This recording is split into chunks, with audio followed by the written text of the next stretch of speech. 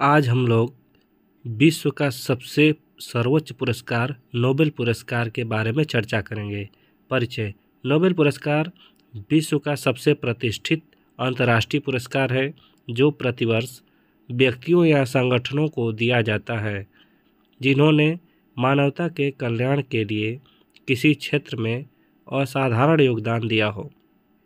यह पुरस्कार स्वीडन के वैज्ञानिक अल्फ्रेड बर्नार्ड नोबेल की स्मृति में दिया जाता है।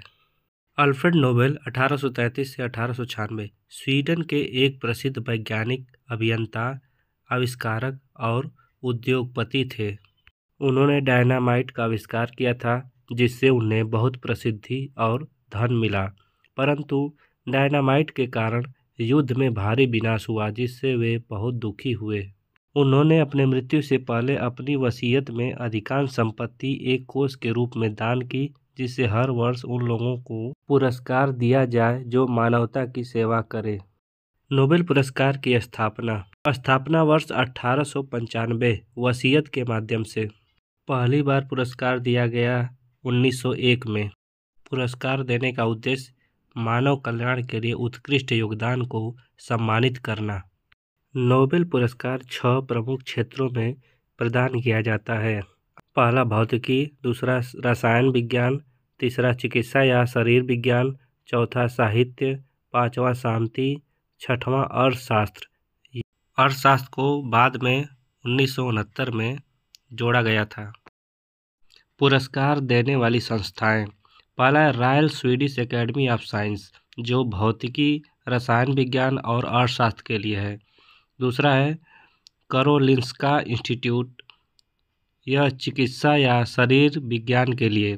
तीसरा है स्वीडिश एकेडमी, साहित्य के लिए।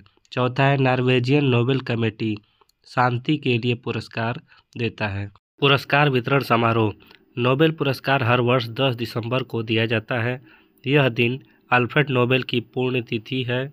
भौतिकी, रसायन विज्ञान, चिकित्सा, साहित्य और अर्थशास्त्र के पुरस्कार स्टॉकहोम, स्वीडन में दिए जाते हैं।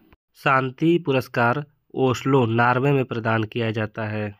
2025 के नोबेल पुरस्कार विजेता। संक्षेप में क्षेत्र, विजेता देश और कारण सहित।